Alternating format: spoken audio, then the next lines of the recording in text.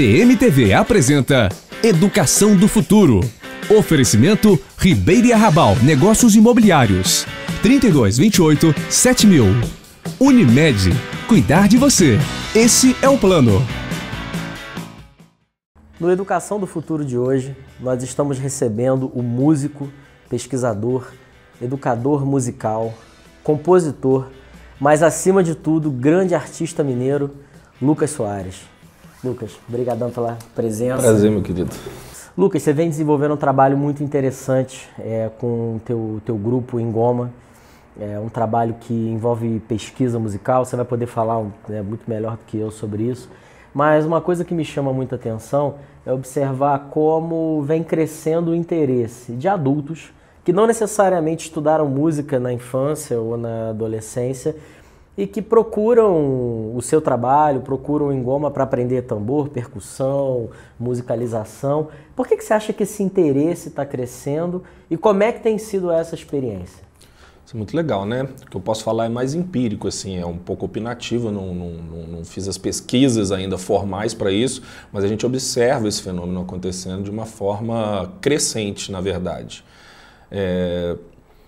Uma coisa talvez seja o tempo que o Ingoma já trabalha, né? Então o Ingoma ele completa 11 anos em 2019, no final de 2019, então já são 10 anos fazendo isso e veio crescendo. Então primeiro, acho que é um reconhecimento do trabalho mesmo, do que a gente vem fazendo e tal, a pessoa vê uma coisa, se interessar, né? Ter o trabalho exposto, ter os shows que fazem uma divulgação do que a gente trabalha, ter muitos alunos que já passaram, já são mais de 2.000 alunos que passaram pelas oficinas do Ingoma ao longo desses anos todos. Mas acho que é uma difusão do conceito e das práticas de cultura popular, principalmente através da internet, da inovação dos meios de comunicação, né? Isso já é muito falado, e que deixa esse conteúdo um pouco mais acessível. Talvez, aqui é até uma provocação, esteja cumprindo um pouco a questão dos blocos das escolas de samba formais que a gente tinha. Então, as pessoas procuravam um pouco os blocos, as escolas de samba e tal. A cultura popular, e isso saindo um pouco dos guetos, caindo mais no mainstream, assim, além da visibilidade, você tem a possibilidade de participar. Então, o Ingoma não é o único grupo, tem vários grupos, eu faço parte do Parangolé Valvulato, que também tem as suas oficinas. Então, acho que isso desperta o interesse e mostra um caminho possível. Outra coisa, acho que eu já citei, mas isso é muito importante, são os alunos que passaram por lá, que participaram. Porque o trabalho que a gente realiza no Ingoma é um trabalho fruto de uma pesquisa e de um objetivo de tornar o acesso a esse conhecimento musical acessível. Ele precisa ser acessível. A pessoa que entrar lá, ela não pode estar simplesmente limitada ao fato dela ter facilidade musical ou não ter facilidade musical. O nosso objetivo é que qualquer um consiga fazer e tocar e se divertir e aprender os ritmos. Mas deixa eu aproveitar isso que você comentou. Tem um certo estigma, pelo menos aqui no Brasil, de que música se aprende quando se é jovem ou no final da infância e de que para o adulto é praticamente impossível aprender música. Na tua experiência, como é que tem sido esse processo de ser professor, educador musical de adultos? Totalmente positivo, acho que os meus alunos poderiam falar melhor do que eu, né? Eles seriam as pessoas ideais para dar esse testemunho, mas eu acho extremamente positivo. Então, embora eu considere muito ideal a musicalização nas fases mais tenras, assim, na infância, a musicalização e a prática musical de adultos é completamente possível, muito estimulante e acredito que melhora em grande parte a vida dessas pessoas. Não só por desenvolver coordenação motora, desenvolver capacidade de concentração, de abstração, mas a música é uma função global, né? Uma das poucas funções globais que a gente tem de concentração de foco objetivo cerebral, né? A música é uma função cerebral global.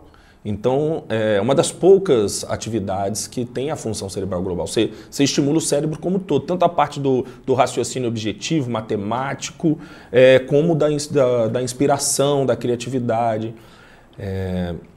Você consegue dar um exemplo de como é que a matemática, o raciocínio matemático pode surgir? No Engoma, a gente utiliza, eu estava falando disso, de ser acessível, de acessibilidade para os adultos, e é um recorte objetivo do Engoma. Atualmente, as nossas oficinas são para jovens e adultos, a partir dos 15 anos até a idade que a pessoa estiver conseguindo exercer, o que estimula ainda o diálogo intergeracional, que é uma outra coisa muito legal que a gente tem para oferecer. Mas a gente trabalha com o método do passo. E o método do passo, através do movimento corporal, a gente divide o tempo, marca pulsos e divide o tempo. E o tempo inteiro a contagem de 1, 2, 3, 4 está lá. Mas não só a contagem também da divisão desse tempo. Então, onde estão os contratempos, onde estão a segunda e a quarta semicolcheia, e tudo equidistante praticamente, então o tempo, né? Que mantém e ele tem que ter um pulso equidistante. Esse raciocínio ele é completamente matemático. O método do passo foi criado pelo Lucas Ciavata, um parceiro muito querido que veio ensinar para a gente aqui o método, não é do Engoma, mas que o Engoma se apropriou, aprendeu e direcionou, readaptou para o ensino do tambor mineiro objetivamente. É interessante você falar isso porque falar sobre teoria musical, sobre métodos de aprendizagem de música é uma coisa que não está muito presente no nosso cotidiano aqui no Brasil. No Engoma você tem algum tipo de abordagem metodológica, você segue algum tipo de critério ou o trabalho ele é completamente intuitivo? O fato do Engoma ser um grupo que a gente criou, ele não está vinculado a nenhuma instituição somos nós mesmos, dá muita liberdade para a gente poder escolher os caminhos que a gente vai trabalhar. Mas sim, a oficina, desde o primeiro momento em que a gente abriu e plantou essa sementinha e começou a pensar como que eu vou transformar esse conhecimento da forma mais acessível possível para os alunos que procurarem a gente, começou uma procura metodológica enorme. Hoje a gente está bem satisfeito com o que a gente encontrou, mas a pesquisa continua.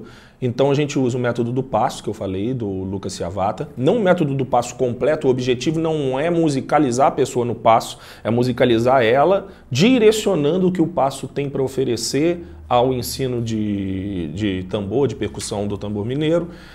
Eu tenho a formação completa com o grupo Barbatux, né? Eu fiz a formação com o Fernando Barba. O Fernando Barba, que foi um grande mestre, mudou minha forma de ver música, porque ele trabalha com música corporal o tempo inteiro. Então, o instrumento é você, é sua voz, por exemplo. E eu utilizo muito percussão corporal e as abordagens que o Fernando, que eu peguei com o Fernando nas oficinas dele, que eu fiz em São Paulo. E outros métodos que hoje estão se tornando a vanguarda, não são necessariamente recentes, mas estão sendo mais utilizados, como o Down Close, o Orff, que o Fernando usa muito também, que o próprio Lucas Ciavata do Passo também bebe. Mas tudo isso também é embebido nos 10 anos de experiência. Então eu fui pegando o que isso vai me ajudar e fui utilizando e mesclando isso para criar a forma que a gente trabalha lá no Engoma. Uso muito a cultura popular, que é própria do congado, que é a questão do mestre e do aprendiz, que os dois se misturam um pouco. Então, tem gente que tem mais facilidade de pegar olhando. Eu não vou limitar essa pessoa porque ela está pegando olhando e não conseguiu fazer a coisa no método, mas eu falo para ela, se você tem mais dificuldade na formalização do raciocínio, treina mais isso. Tem uma pessoa que não consegue pegar olhando de jeito nenhum, e aí a capacidade de abstração e o método torna aquilo. A intelectualidade dela resolve o problema motor ou de intuição ali. Você acha que os participantes, você chama de participantes ou de estudantes? Ou não tem uma... Chamo os nossos alunos queridos do grupo. Você acha que eles se surpreendem com o processo? Eles se surpreendem com o que eles aprendem, com o que eles desenvolvem? Eu acho que sim, porque a questão da musicalização nas idades mais avançadas é essa. A pessoa chega tendo a impressão que ela não vai conseguir fazer, porque ela não conseguiu fazer ao longo da vida. Então, uma das frases que você mais escuta numa aula inaugural é: eu não tenho ritmo para nada, eu não toco, não canto nem parabéns para você. Eu falo: você anda, você caminha? Caminho. Você fala, porque existe uma cadência rítmica para falar, né? Então eles se surpreendem ao ver que eles estão conseguindo suprir certas coisas que eles consideravam deficiência, mas foi provavelmente falta de acesso, através da mistura de raciocínio, método, capacidade de abstração intelectual. E eles falam: nossa, eu consigo fazer isso. Isso gera uma coisa dentro do aluno que estimula ele a querer mais daquilo. Ele se sente muito bem fazendo.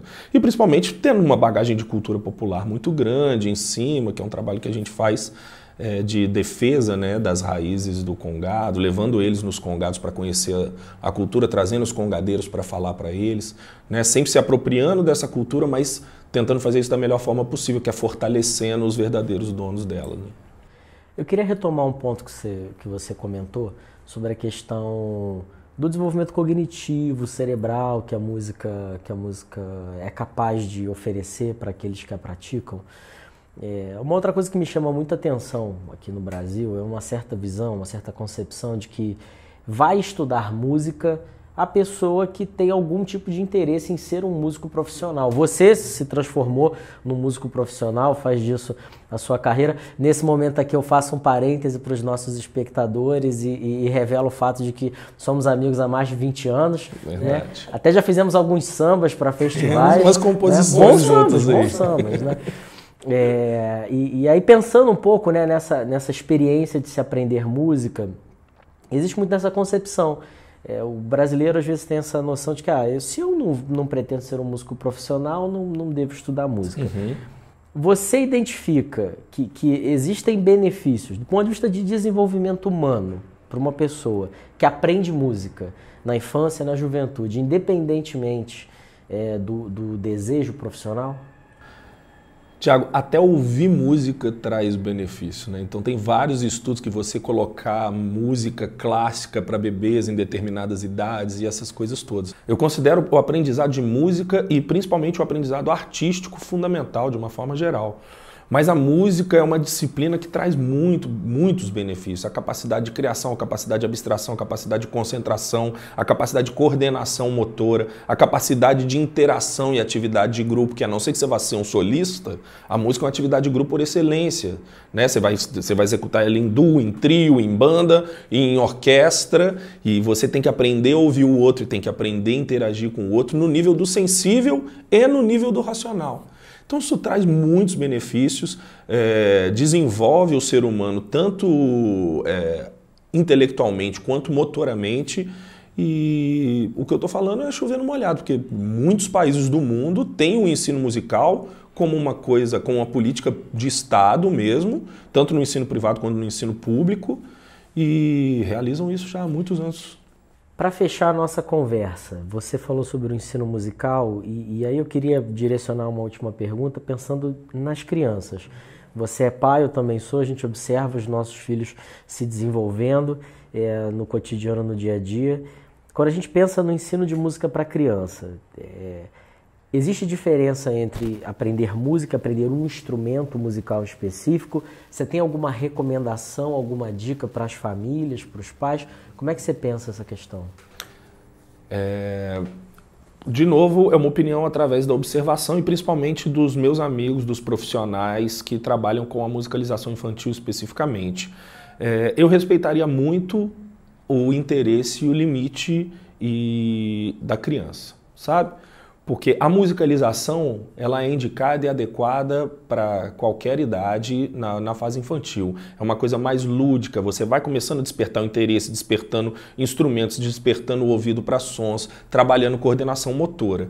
O instrumento ele já exige uma capacidade de abstração, de concentração e de desenvolvimento motor um pouco mais elevado. Quer dizer que uma criança não vai poder usar de forma nenhuma. Acho que a criança, você tem que respeitar o que ela está querendo, mas nem sempre ela vai ter aquela vontade de repetir um movimento dezenas, milhares de vezes até aquele movimento ficar perfeito. Então, quando você ensina um instrumento, a questão é a abordagem. Como que você vai abordar de forma que aquele indivíduo vai sentir prazer com aquilo e vai ter interesse. Então vão ter uns que vão amar e vão repetir as milhares de vezes e vão tocar pra caramba. Você fala, nossa, olha como que essa criança toca na idade. Só que se ela não tocar e você está ensinando um acorde de Lá no violão, ela executou. Aí você fala, muito bem, vamos repetir. Ela, não, já fiz. Vamos fazer outro. Você vai respeitar isso também. Tentando, claro, e aí os professores de musicalização infantil são gênios nisso, tá sempre pescando o interesse das crianças. Então, a musicalização, eu diria que ela é adequada sempre. Despertar o interesse pelo instrumento, o contato com o instrumento é muito desejável, respeitando a criança, sempre buscando pescar o interesse dela, mas respeitando ela. Cara, muito obrigado. Eu que agradeço. Pela presença. Muito obrigado, pessoal. Até a próxima. Educação do Futuro. Oferecimento Ribeira Rabal, Negócios Imobiliários. 3228-7000. Unimed. Cuidar de você. Esse é o plano.